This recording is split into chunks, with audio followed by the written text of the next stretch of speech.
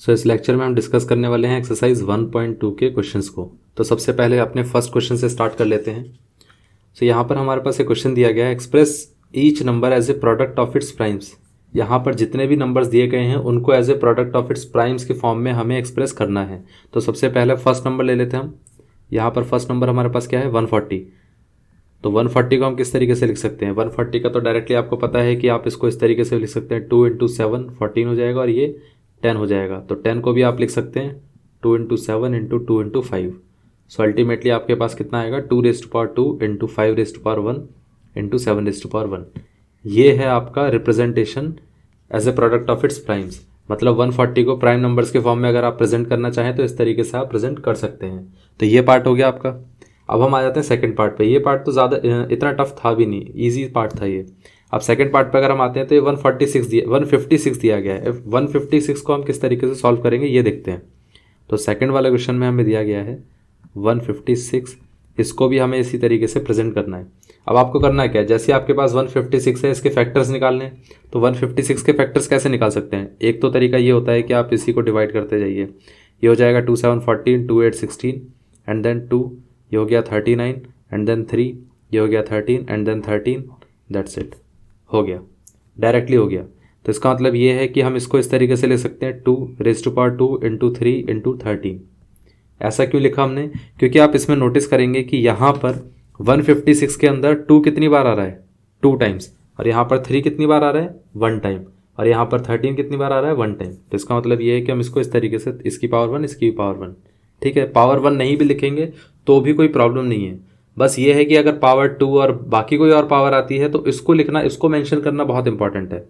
ये part clear हो गया। तो अब हम आ जाते हैं नेक्स्ट पार्ट पे। अब देखिए यहाँ पर हमें एक दिया गया है थर्ड क्वेश्चन। ये हमें क्या दिया गया है, 3825। इस नंबर को आपको रिप्रेजेंट करना है as a product of its primes. तो 3825 के आप फैक्टर देखिए कितने होंगे।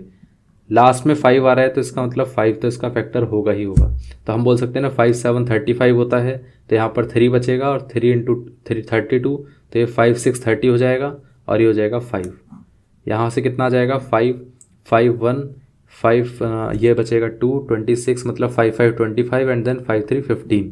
अब ये 3 से जा सकता है तो ये 3 5 15 और ये 3 1। अब ये देखिए ये नंबर भी हम 3 से कैंसिल आउट कर सकते हैं, विच इज़ 1 and 7, और यहाँ पर ये 17 आ जाएगा, 17 1 17, ठीक है। तो आपके पास यहाँ पर कितना आ जाएगा, यहाँ पर आपके पास ओवरऑल 5 2 टाइम्स रिपीट हुआ है, 3 2 टाइम्स रिपीट हुआ है और 17 एक बार रिपीट हुआ है। तो इसका मतलब इसका हो जाएगा 3 raised to power 2, 5 raised to power 2 and then 17 raised to power 1। ये है हमारा आप नंबर, ठीक है। ये है हमारा एक तरीके से प्रोडक्ट ऑफ इट्स प्राइम्स, मतलब प्राइम नंबर्स के फॉर्म में इस पूरे नंबर को हमने प्रेजेंट कर दिया है। अब आ जाते हैं 5005 पे। 5000 नहीं, आई थिंक हाँ 5005 दिया गया है। तो ये 5005 पे आ जाते हैं। इसको भी आप देखेंगे तो ये क्या होता है, 5 × 1001, ठीक है। आपको देखना है कि भाई 1001 के फैक्टर्स क्या क्या हो सकते हैं। अब 1001 के अगर आप फैक्टर निकालने जाएंगे, अब आप खुद सोचिए, ये एक ऑड नंबर है तो 2 इसका फैक्टर होगा नहीं। 3 से अगर आप डिवाइड करना चाहें, 3 से चेक करना चाहें कि इसका 3 फैक्टर होगा कि नहीं। 1001 3 से फैक्टर अगर हम कभी भी चेक करते हैं तो उसका एक सबसे बेसिक रूल क्या होता है कि अगर नंबर्स का सम करके देखो सारे डिजिट्स का, अगर वो 3 से डिविजिबल है तो टोटल नंबर भी डिविजिबल होगा। यहाँ पर देखिए 1001 का मतलब है कि सारे डिजिट्स का सम होगा 2, which is not divisible by 3। इसका मतलब ये 2 से भी डिविजिबल नहीं है, 3 से भी डिविजिबल नहीं है। अब 2 से नहीं है तो 4 से तो होगा ही नहीं, 5 से हो नहीं सकता है क्योंकि लास्ट में 0 होना चाहिए था, या तो लास्ट में 0 या 5 हो तभी हो सकता है। 6 से भी नहीं हो सकता क्योंकि ना ही 3 से डिविजिबल है ना ही 2 से डिविजिबल है। अब हम आ जाते हैं 7 से। क्या 7 से डिविजिबल है कि नहीं है ये चेक करके देखते हैं। 1001 और ये 7, तो ये 7 1, तो यहाँ पर कितना बचेगा, एक सेकंड, इधर नहीं इधर लिख देता हूँ, ज़्यादा बेटर है प्रॉपर तरीके से। 1001 and then this one is 7, तो ये 7 1 7 और ये कितना हो गया 30, ये 7 4 28 एंड देन इसके बाद कितना आएगा, ये हो जाएगा 2 और ये 1, 7 3 21। इसका मतलब ये 7 से डिविजिबल है। तो आप इसको इस तरीके से लिख सकते हैं 5 × 7 × 143, ठीक है। अगर आप इसको डिवाइड करेंगे ना 7 से तो ये कितना आएगा, 143 आएगा हमारे पास, ठीक है। ये पार्ट हो गया। अब ये 143 आ रहा है तो 143 किससे डिविजिबल है, 143 के फैक्टर्स क्या क्या हो सकते हैं। आप देखिए क्या ये नंबर 11 से डिविजिबल है, क्योंकि इतना तो हमें पता है कि 7 से पहले किसी और नंबर से डिविजिबल होगा नहीं, क्योंकि अगर होता तो यही नंबर डिविजिबल हो जाता, पेरेंट नंबर जो था वही डिविजिबल हो जाता। इसके जो फैक्टर्स निकले हैं तो वो भी कोई 7 से पहले वाले नंबर से तो डिविजिबल नहीं होंगे। तो 7 से अगर आप इसको 7 से डिवाइड करके देखेंगे तो 7 से भी डिविजिबल नहीं है, 8 से हो नहीं सकता है, 9 से होगा नहीं क्योंकि ये 3 से नहीं हुआ था। ठीक है, अब 3 से 9 से नहीं हो सकता है तो फिर क्या बचा हमारे पास 11 से डिवाइड करके देखेंगे तो ये आ जाएगा। फैक्टर अगर आप करेंगे तो यहाँ पर 11 बन जाए 11 और ये 11 3, तो इसका मतलब ये 13 इंटू 11। तो एक्चुअल में इसके जो फैक्टराइजेशन है, प्राइम फैक्टराइजेशन मेथड, उसकी हेल्प से हमें पता चलेगा कि इसके जो फैक्टर्स हैं वो है 5, 7, 11 एंड 13 और सारे ही प्राइम नंबर हैं। ये पार्ट क्लियर हो गया। ये क्वेश्चन अच्छा था, मतलब इसमें एटलीस्ट ये है कि सारे प्राइम नंबर्स ही आ रहे हैं, कोई भी एक ऐसा नहीं है कि कोई भी एक तरीके से यहाँ पर कंपोजिट नंबर आ रहा हो या प्राइम नंबर्स की भी कोई पावर आ रही हो, सिर्फ एक ही बार रिपीट हो रहे हैं। ठीक है, तो अब हम सेकंड क्वेश्चन पे आ जाते हैं। ये तो हो गया हमारे पास। अब हम सेकंड क्वेश्चन को अगर देखें तो ये सेकंड क्वेश्चन में दिया गया है find the LCM and HCF of the following pairs, और फिर वेरीफाई भी करना है कि एचसीएफ और एलसीएम का जो प्रोडक्ट है वो प्रोडक्ट ऑफ टू नंबर्स के बराबर होना चाहिए, है कि नहीं, ये भी हमें वेरीफाई करना है। तो सेकंड का पहले फर्स्ट पार्ट ले लेते हैं। सेकंड के फर्स्ट पार्ट में क्या दिया गया है, 26 एंड 91, इनको सॉल्व करना है। 26 के फैक्टर क्या होंगे, आप देखिए 26 के फैक्टर अगर आप निकालने जाएंगे तो ये 2, 13 और यहाँ पर ये कितना हो गया 1, तो ये 2 इंटू 13 डायरेक्टली इसके फैक्टर्स हो जाएंगे। 91 के फैक्टर्स क्या होंगे, 91 मतलब ये है कि 2 से डिवाइड तो होगा नहीं, 3 से भी डिविजिबल नहीं है, किससे डिविजिबल होगा ये डायरेक्टली। अगर मैं 7 से इसको डिवाइड करके देखूँ तो 7 1 7 और 7 3 21, तो इसका मतलब ये 13 से बाद में डिविजिबल हो जाएगा। तो ये 91 कितना आ गया, ये आ गया 7 इंटू 13। अब इन दोनों के अंदर अगर आपको एचसीएफ निकालना है तो एचसीएफ क्या होता है, कॉमन वैल्यू। तो यहाँ पर कॉमन क्या आ रहा है, 13 कॉमन आ रहा है, तो इसका मतलब एचसीएफ का 13 आ गया। एलसीएम क्या होता है, एलसीएम वो होता है कि पहले तो आप कॉमन फैक्टर निकालिए, कॉमन फैक्टर निकालने के बाद हमारे पास क्या होता है कि जो बाकी के नंबर्स बचे हुए हैं उनको भी हम यूटिलाइज कर लेंगे इसी केस में।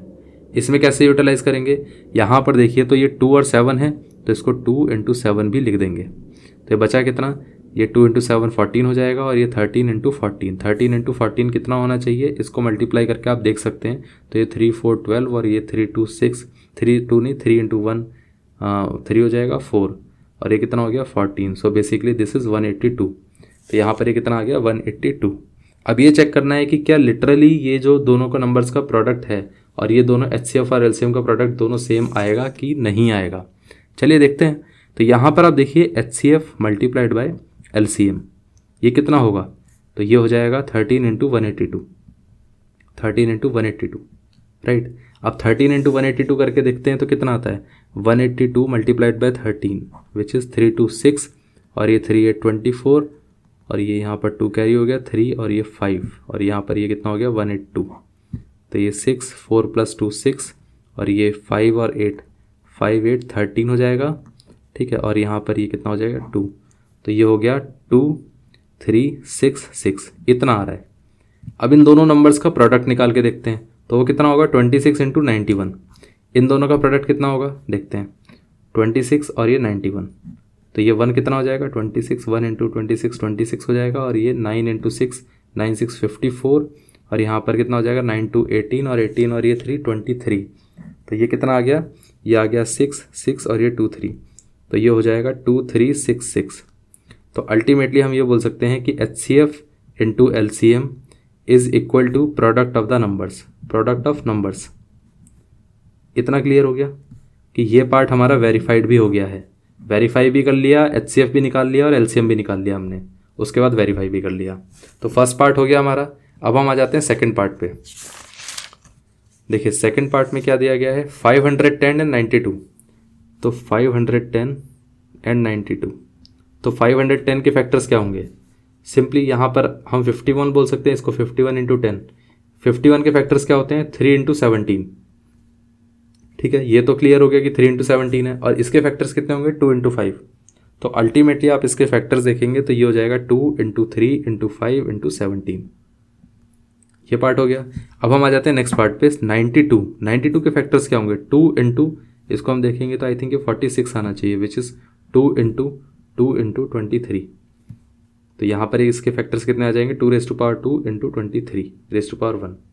तो आप देखेंगे इन दोनों के बीच में एचसीएफ कितना आएगा, जो सबसे कॉमन वैल्यू है 2, यहाँ पर भी 2 है, एक ही 2 है, मतलब इन दोनों में एक 2 कॉमन आएगा, बाकी दूसरा वाला 2 नहीं आएगा, तो ये हो गया HCF इसका 2। LCM कितना आएगा? LCM आएगा, पहले तो कॉमन वैल्यू लीजिए, फिर उसके बाद जो बाकी की बची वैल्यूज़ हैं। अब इन दोनों में से 2 में से आपने एक 2 तो ले लिया, हमने एक 2 इंक्लूड कर दिया, बाकी का दूसरा वाला 2 रह गया, फिर उसके साथ साथ 23 भी रह गया, उसके साथ साथ बाकी ये नंबर्स भी रह गए, 3 × 5 × 17। अब इन सब का प्रोडक्ट करके देखिए कितना आता है। मैं डायरेक्टली आपको करके बता देता हूँ कि ये हो जाएगा 4 और ये कितना हो गया 15। आई थिंक 4 को 5 से मल्टीप्लाई कर दीजिए तो ज़्यादा बेटर है। 20 हो जाएगा, 20 को 3 से मल्टीप्लाई कर दीजिए तो 20 × 3 60, तो ये हो गया 60 × 23 × 17। एंड आई थिंक 23 और 17 को भी मल्टीप्लाई करना ज़्यादा बेटर रहेगा। 7 × 3 = 21 और ये 7 × 2 = 14 और ये 16 हो गया और ये 23 हो जाएगा। 1 का मल्टीप्लिकेशन 23 से, तो ये कितना आएगा? ये यहाँ पर हमारे पास आ जाएगा ये 391, तो ये हो गया 60 × 391। अच्छा, 391 को भी हमें 60 से मल्टीप्लाई करना है, तो आप कुछ नहीं करिए, 6 से मल्टीप्लाई कर दीजिए, बाकी तो ये 0 आ ही जाएगा, लास्ट का तो 0 हम छोड़ ही देंगे यहाँ पर। तो ये 6 × 1 = 6, 6 × 9 = 54 और ये 6 × 3 = 18 और 5 = 23, तो 23460 इतना आ गया। ये है हमारा LCM। अब LCM भी आ गया, HCF भी आ गया। अब इन दोनों का अगर आप मल्टीप्लाई करके देखेंगे तो कितना आना चाहिए? इन दोनों का प्रोडक्ट करके देखते हैं। HCF × LCM कितना आएगा? ये तो कुछ हैवी नंबर आएगा। अच्छा, 2 × 23460 विच इज़, ये हो गया 0, 2 × 6 = 12 और यहाँ पर ये 1, फिर ये 8 और 9 और ये 23 का 23 × 2 6 46 इतना आ गया। ये तो हमारा HCF और LCM का प्रोडक्ट आया है। दो नंबर्स का प्रोडक्ट क्या होगा? 510 मल्टीप्लाइड बाय कितना होना चाहिए? 92। 2 से मल्टीप्लाई करेंगे तो ये कितना हो गया? 1020, 900, 919 और 9545, तो ये कितना हो गया? ये हो जाएगा 46920। दिस वन इज ऑल्सो 510 × 92, तो ये हो गया 46920। तो यहाँ से भी वेरीफाई हो चुका है, हैंस वेरीफाइड। इतना क्लियर हो गया? ये वेरीफाइड हो चुका है, ठीक है, हैंस वेरीफाइड। तो ये दोनों क्लियर हो गया। ऐसी इस तरीके से आपको करना है कि हर बार आपको पहले HCF LCM दोनों निकाल के देखना है, फिर उसके बाद उसको वेरीफाई करके ज़रूर दिखाना है, फिर उसके बाद बस आपका प्रूफ हो गया, ठीक है, मतलब वेरीफाई भी हो गया और साथ में नंबर भी आ गया। अब हम आ जाते हैं नेक्स्ट क्वेश्चन पे। तो ये था हमारा 336 और ये थर्ड वाला क्वेश्चन था कितना? 336 और साथ में 54। 336 के फैक्टर्स क्या होंगे? एक काम करते हैं, पूरे फैक्टर्स यहीं पर निकाल लेते हैं, बार बार कोई टेंशन ही नहीं रहेगा एक एक लाइन में सॉल्व करने का। तो यहाँ पर 336 का हो जाएगा 2 और यहाँ पर ये 1 और ये 6 12 और ये 8 2, यहाँ पर ये हो जाएगा 8 4 2 4 2 2 21, ये 2 से तो नहीं होगा, ये 3 से होगा, 3 7 21 एंड देन 7, दैट्स इट। 2 कितनी बार आ रहा है? 4 बार, तो 2⁴ इंटू ये हो गया 3⁴ इंटू 7। 54 में कितना होगा? 54 का सिंपली हम इस तरीके से बोल सकते हैं 54 2, तो यहाँ पर ये हो गया 27 एंड देन 3 9, फिर ये 3 दैट्स इट। तो ये हो जाएगा 2⁴ इंटू 3⁴। अब हम ये बोल सकते हैं ना कि हाईएस्ट कॉमन फैक्टर कितना होना चाहिए? इन दोनों के बीच में हाईएस्ट कॉमन फैक्टर क्या होगा? जो भी नंबर कॉमन है उसकी पावर जो सबसे कम है, सबसे कम पावर क्या होगी? 2⁴ ठीक है। और इन दोनों में 3 का अगर देखेंगे तो 3⁴ आएगा, तो HCF आ गया 6। LCM क्या होता है? जब भी हम इस तरीके से नंबर को लिखते हैं तो LCM कैसे निकालते हैं? LCM निकालने का तरीका ये है कि इनके अंदर जो भी हाईएस्ट पावर है, कॉमन नंबर्स में हाईएस्ट पावर ले लीजिए, सबसे अच्छा तरीका है LCM निकालने का। तो ये 2⁴ ले लीजिए और यहाँ पर कितना आएगा? इन दोनों में भी अगर आप देखेंगे तो यहाँ पर ये हो गया 3⁵ इंटू 7, ठीक है। जो बाकी का बचा हुआ नंबर है वो भी लेना होता है। तो यहाँ पर ये कितना हो गया? 16 × 9, 16 × 27 इंटू 7, तो 16 × 27 कितना होता है? चलिए वो भी करके देख लेते हैं। 16 × 27 7 6 42 और ये 7 1 और ये 11, तो यहाँ से 32 और ये कितना आ गया? 2 3 4 432। तो ये 16 × 27 तो आ गया 432 इंटू 7, 7 2 हो गया 14, तो 1 कैरी हो गया, 7 3 21 22, ये 2 हो गया, तो 7 4 28 और ये 30, 3024 इतना आ गया हमारे पास LCM। LCM आ गया, HCF आ गया। ठीक है, हमें करना क्या है, HCF और LCM का मल्टीप्लिकेशन भी करके देखना है। HCF और LCM का अगर आप मल्टीप्लाई करके देखेंगे इस केस में तो ये कितना आएगा, 6 × 3024 विच इज़ 6 4 24, ये 2 कैरी हो गया, 6 2 12 और ये 14, 0 था यहाँ पर, और फिर 6 3 कितना हो जाएगा 18, 18144, ये तो हो गया। अब हमें देखना है कि नंबर्स का मल्टीप्लिकेशन क्या होगा, 336 × 54, तो 336 × 54 क्या होगा, 336 एंड देन 54, 4 6 24, 4 3 12 और ये 14, और यहाँ पर अगेन 14 एंड देन 15, नहीं 3 4 12 और ये 13 हो जाएगा, 13। अब ये कितना हो जाएगा, 5 6 30, 3 कैरी और ये 5 3 15, 15 और 3 18, 1 कैरी और ये 5 3 15 और ये 16, तो यहाँ पर कितना आ गया 44 एंड देन 8 3, ये 11 हो गया, और ये कितना हो गया 8 और ये 1, 18144, इसका मतलब ये भी आंसर आया 18144, ये हो गया। हैंस वेरीफाइड कि यहाँ पर ये दोनों नंबर्स का प्रोडक्ट और दोनों HCF और LCM का जो प्रोडक्ट है वो भी सेम है। तो ये पार्ट हो गया आपका। अब हम आ जाते हैं थर्ड क्वेश्चन पे। थर्ड क्वेश्चन में क्या दिया गया है, यहाँ पर कहा गया है कि find the LCM and HCF of the following integers by applying the prime factorisation method. तो यहाँ पर हमें प्राइम फैक्टराइजेशन मेथड की हेल्प से ये इन सब का HCF और LCM निकालना है। और ध्यान रखिएगा 3 नंबर के केस में मैंने आपको पहले ही बताया था कि 3 नंबर के केस में कभी भी HCF और LCM का जो प्रोडक्ट होता है वो नंबर्स का प्रोडक्ट के बराबर नहीं होता है, ठीक है। ऑल्दो अब हम यहाँ पर वेरीफाई नहीं करेंगे क्योंकि मैं कई बार आपको वेरीफाई करके दिखा चुका हूँ। तो ये 12 और ये यहाँ पर हो गया 15 और ये यहाँ पर हो गया 21। 21 के फैक्टर्स क्या होंगे, 3 × 7, 15 के 3 × 5 एंड देन 12 के 3 × 4 विच इज़ 3 × 2 × 2। तो हम देखेंगे कि HCF क्या आ रहा है, HCF इन तीनों में सिर्फ एक ही नंबर कॉमन आ रहा है 3, तो हम डायरेक्टली बोल देंगे कि 3 आया। LCM क्या आएगा, LCM जो कॉमन नंबर है वो तो लेंगे ही, साथ में बचे हुए नंबर भी ले लेंगे। तो बचे हुए नंबर कितने हैं, 2 × 2 और 5 × 7, तो ये हमने सारा ले लिया। तो ये कितना हो जाएगा 3 4, ये हमारे पास 4 और ये 5, 7 5 35, 35 और 2 70 और 70 और 2 140, 140 और 3 140 और 140 और 3 ना, तो यहाँ पर ये हो जाएगा आई थिंक 520। हाँ 140 और 3 वेरीफाई कर लो कहीं गलत ना हो जाए, 3 4 12, हाँ ये हो ही गया 420, मुझे लग ही रहा था 420, ठीक है। तो यहाँ पर ये कितना हो गया 420 हो गया। अब यहाँ पर HCF और LCM निकालने का है और कुछ नहीं कहा गया है, ऐसा नहीं कि बाकी कुछ वेरिफिकेशन करना है या कुछ और चीज़ करनी है, कुछ नहीं। प्राइम फैक्टराइजेशन मेथड की हेल्प से, अच्छा by applying prime factorisation method. अब ये सेकंड वाला क्वेश्चन क्या है, मुझे लगा कहीं ऐसा ना हो कि सिर्फ इतना ही छोड़ देना है और कुछ सॉल्व नहीं करने की ज़रूरत है, लेकिन नहीं, इसको पूरा आप निकाल के देखिएगा। यहाँ पर देखिए 17 है, 17 के फैक्टर क्या होगा, 17 होगा, प्राइम नंबर है। 23 का फैक्टर 23 रहेगा, 29 का फैक्टर 29 ही रहेगा। अगर आप HCF निकालेंगे, कोई भी 3 प्राइम नंबर का HCF क्या होता है, 1 होता है। कोई कॉमन नंबर ही नहीं है, सिर्फ कॉमन फैक्टर 1 ही हो सकता है और इसके अलावा कोई और फैक्टर तो कॉमन हो नहीं सकता है। तो इसलिए हम बोलते हैं कि भाई इसके अंदर जो कॉमन फैक्टर है वो तो रहेगा 1। LCM क्या होगा, LCM इन तीनों नंबर का प्रोडक्ट होगा क्योंकि यही तीनों नंबर हैं और इसके अलावा और कोई फैक्टर है ही नहीं। तो हम कहते हैं ना कि अगर या तो कॉमन फैक्टर ले लो, फिर जो बचे हुए नंबर्स हैं वो भी ले लो, तो ये हो गया। अब इनका प्रोडक्ट आप करके देखेंगे तो आपका LCM आ जाएगा, ठीक है।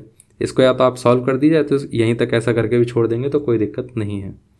तो यहाँ पर अब हम थर्ड क्वेश्चन पे आ जाते हैं। यहाँ पर ये क्या दिया गया है, 8, ये 9 दिया गया है और ये 25। आप देखेंगे कि 25 के फैक्टर्स तो होते हैं 5 स्क्वायर, ये हो गया 3 स्क्वायर, ये हो गया 2 क्यूब। इसमें भी HCF कितना होगा, 1 होगा क्योंकि कोई भी नंबर कॉमन ही नहीं है। और LCM कितना होगा, अगर HCF 1 है, कॉमन फैक्टर तो नहीं है, तो बाकी के जो बचे हुए नंबर है 2⁻3, 3⁻2 और 5⁻2, ये आ गया, ठीक है। अब कई लोगों को ये लग रहा होगा कि अगर मैं HCF और LCM को मल्टीप्लाई करूं और इन तीनों नंबर को मल्टीप्लाई करूं तो सेम आ रहा है, इधर भी और इधर भी। तो इसका मतलब क्या वो प्रॉपर्टी सही थी कि दोनों नंबर, अगर तीनों नंबर्स का भी मल्टीप्लाई करें और फिर HCF और LCM का भी मल्टीप्लाई करें तो वो तो सेम भी आ जाता है कई बार, लेकिन हर बार नहीं आता है। कुछ केसेस में आ सकता है, ऐसा नहीं कि नहीं आएगा, आ सकता है, लेकिन हर बार नहीं आएगा। ये कोई ऐसे वैलिड प्रॉपर्टी नहीं है, वो सिर्फ 2 नंबर में रहेगी।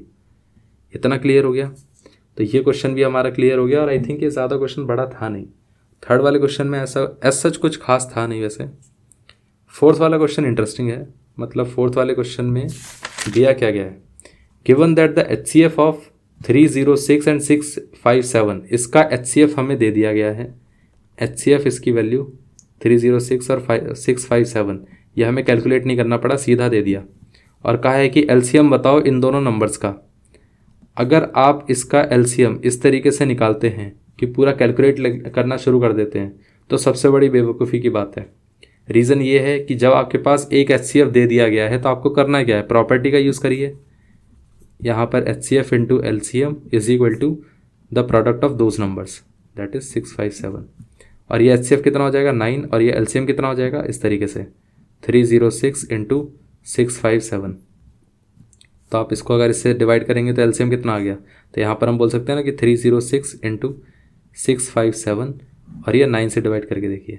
तो 9 से डिवाइड करने के बाद आता कितना है, तो यहाँ पर हमारे पास आएगा, ये आई थिंक 3 से डिवाइड हो गया, ये हो गया 102। और ये क्या नंबर 3 से डिवाइड हो सकता है कि नहीं हो सकता है, ये देखते हैं। आई थिंक ये 3 से डिवाइड हो जाएगा, 3 2 6 और ये 3 1 और 3 9 27, ठीक है।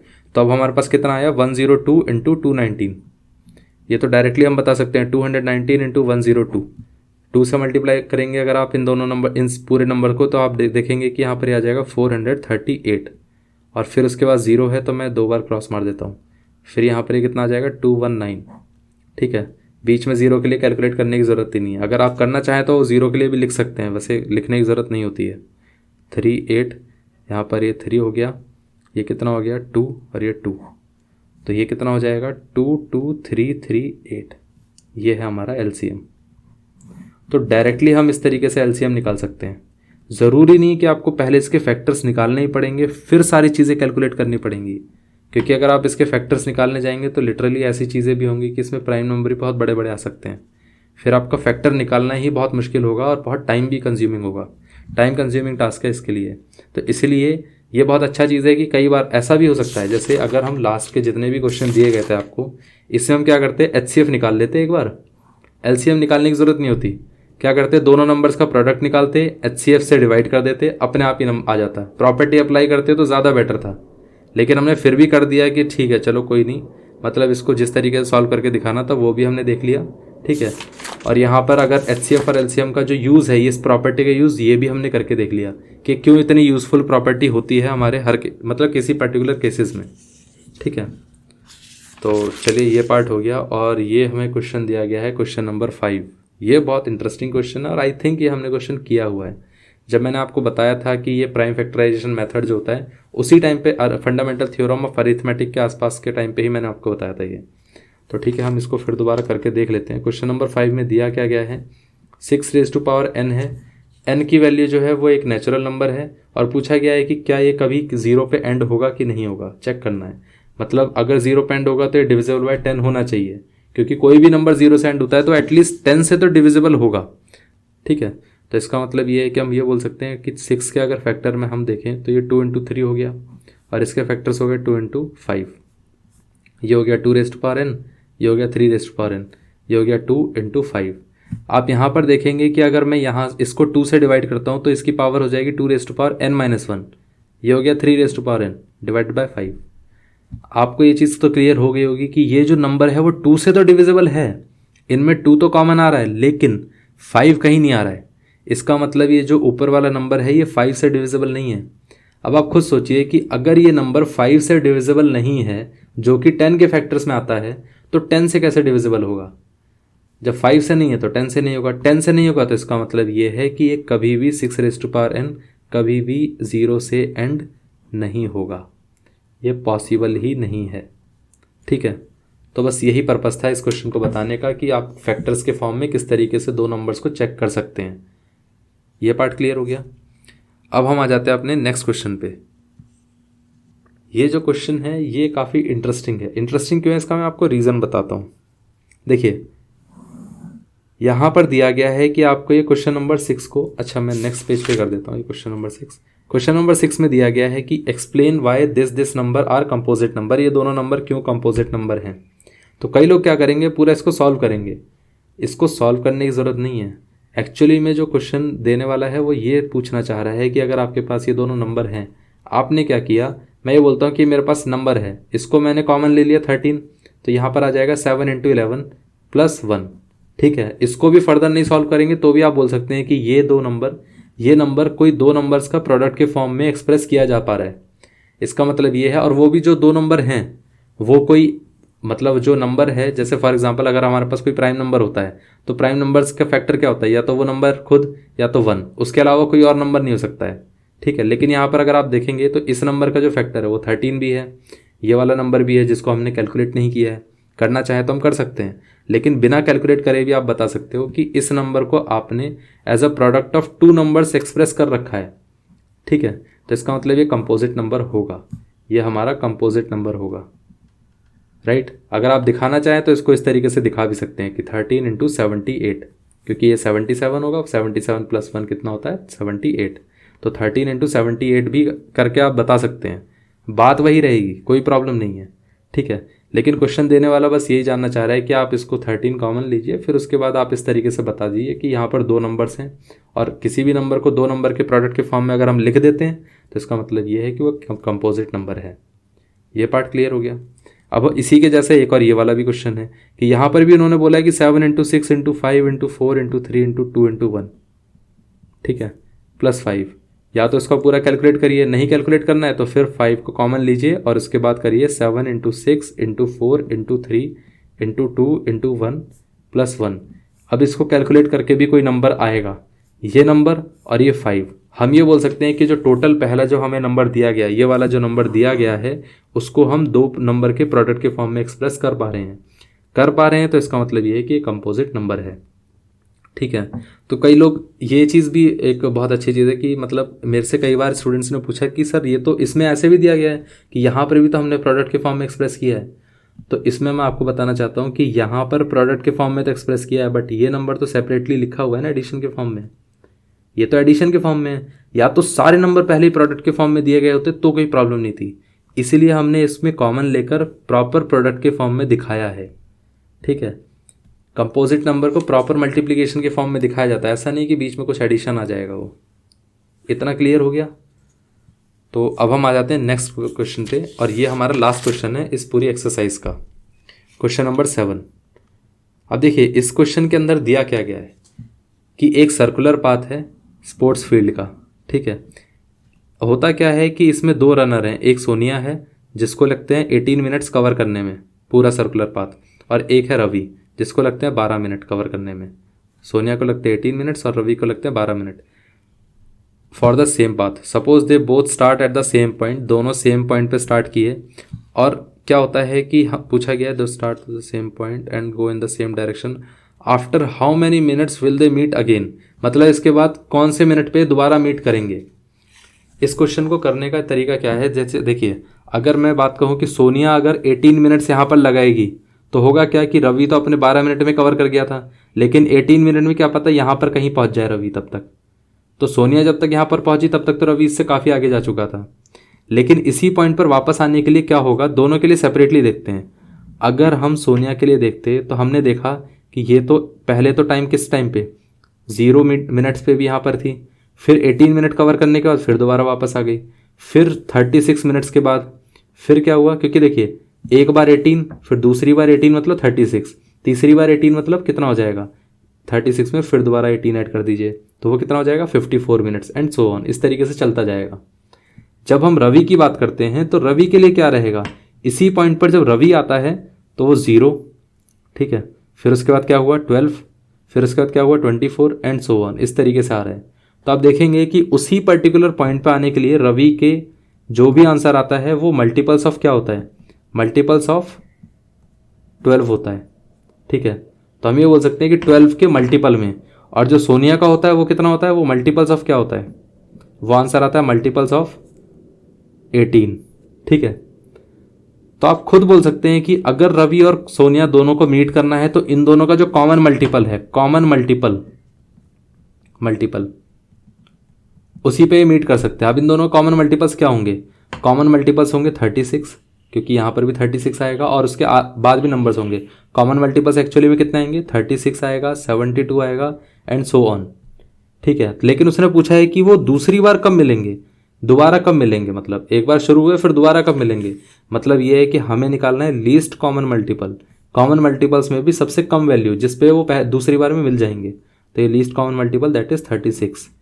ठीक है, क्वेश्चन का बस मेरे को आपको मीनिंग बताना था, इसलिए मैंने इस तरीके से आपको बताया।